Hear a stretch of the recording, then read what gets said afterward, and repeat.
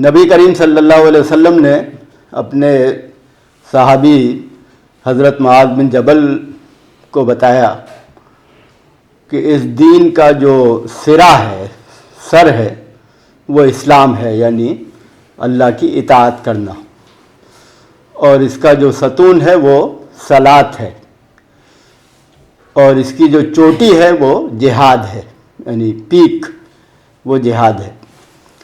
تو گویا کیا تعلق ہے اطاعت کا اور صلاۃ کا اور جہاد کا، یہ اس حدیث میں جو حضرت معاذ بن جبل کو آپ نے ارشاد فرمائی اس میں تعلق بتایا گیا ہے۔ یہ حدیث کی جو کتاب ہے ترمذی، اس میں بیان ہوئی ہے۔ اب اس کے سلسلے میں جو بنیادی بات ہمارے سامنے آتی ہے وہ یہ ہے کہ ارکان اسلام سے جو 5 ستون ہیں، جن میں سے 4 کو ہم اصطلاح میں عبادات کہتے ہیں، یعنی صلاۃ، صوم، زکوٰۃ، حج، نماز، روزہ، زکوٰۃ، حج، ان کا جہاد سے گہرا تعلق ہے۔ اسلام میں اللہ تعالیٰ نے یہ جو عبادات ہم پر فرض کی ہیں، ان عبادات کے کچھ فائدے ہوتے ہیں، کچھ برکتیں ہوتی ہیں۔ ان عبادات کا اجر ملے گا آخرت میں، لیکن دنیا میں بھی جو انسان یا انسانوں کا گروہ ان عبادتوں کا انجام دیتا ہے وہ کچھ برکتیں، کچھ فائدے حاصل کرتا ہے۔ وہ فائدہ کیا ہے؟ وہ فائدہ یہ ہے کہ اس کا تعلق، عبادت کرنے والے کا تعلق اللہ سے قائم ہوتا ہے۔ وہ اللہ کے سامنے جواب دہ ہے، جواب دینا ہے، یہ احساس تازہ ہوتا ہے۔ اللہ کی محبت دل میں پیدا ہوتی ہے۔ اللہ کی محبت کے مقابلے میں دوسری جو محبتیں ہیں وہ مغلوب ہوتی ہیں۔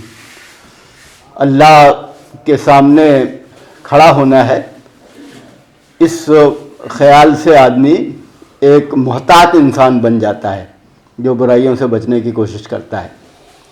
اسی طرح یہ فائدہ بھی حاصل ہوتا ہے کہ دین کا علم تازہ ہوتا ہے۔ اللہ نے کیا ہدایت بھیجی ہے وہ بار بار انسان کے سامنے آتی ہے۔ تو گویا یہ جو عبادتیں ہیں ان کا محض آخرت کا اجر ہی نہیں ہے، بلکہ دنیا میں بھی فائدے ان کے ہیں، اور اس فائدے کو ایک لفظ میں آپ تربیت کہہ سکتے ہیں۔ یعنی یہ ایک فرد کی تربیت بھی ہے اور پوری امت کی تربیت بھی ہے، اس لیے کہ آپ جانتے ہیں کہ یہ عبادتیں سب اجتماعی طور پر انجام دی جاتی ہیں۔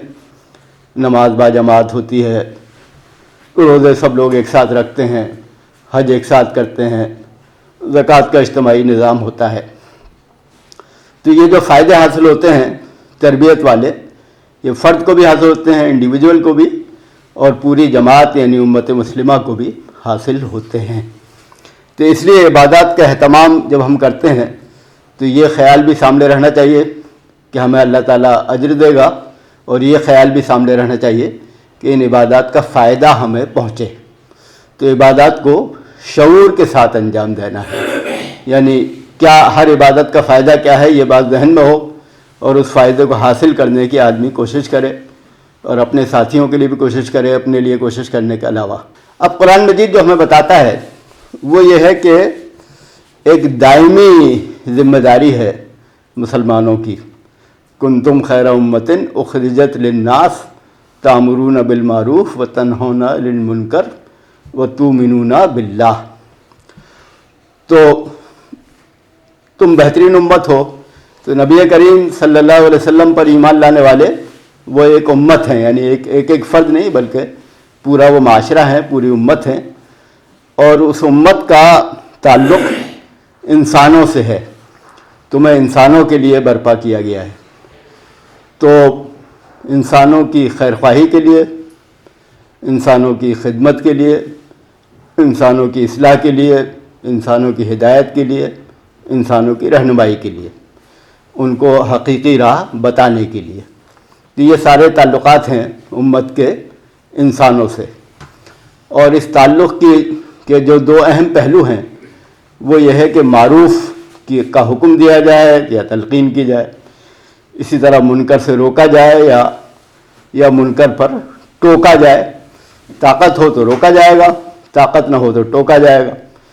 طاقت ہو تو معروف کا حکم ہوگا، طاقت نہ ہو تو معروف کی تلقین ہوگی، لیکن بہرحال یہ دائمی پرماننٹ ذمہ داری ہے جو ہر قسم کے حالات میں امت کی ہے۔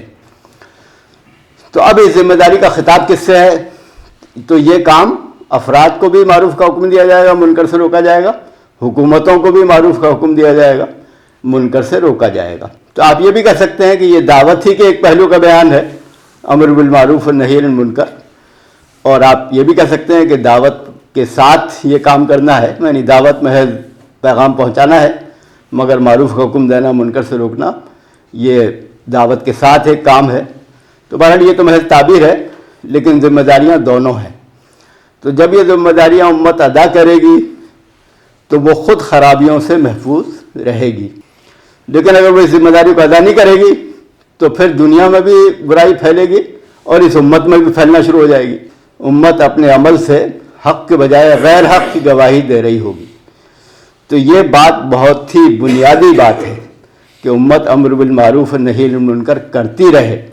بعض لوگ یہ سمجھتے ہیں کہ اس کام کے کرنے کا کچھ حاصل نہ ہو رہا ہو تو روک دینا چاہیے، مگر اس کا جو کم سے کم حاصل ہے، کم سے کم فائدہ ہے، وہ یہ ہے کہ امت خود خرابیوں سے محفوظ رہتی ہے، اور جب وہ اس کام کو چھوڑ دیتی ہے تو دنیا میں تو برائیاں پھیلتی ہی ہیں، امت کے اندر بھی پھیلنا شروع ہو جاتی ہیں۔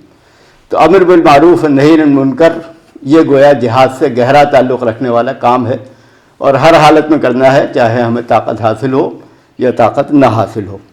وآخر دعوانا الحمدللہ رب العالمین۔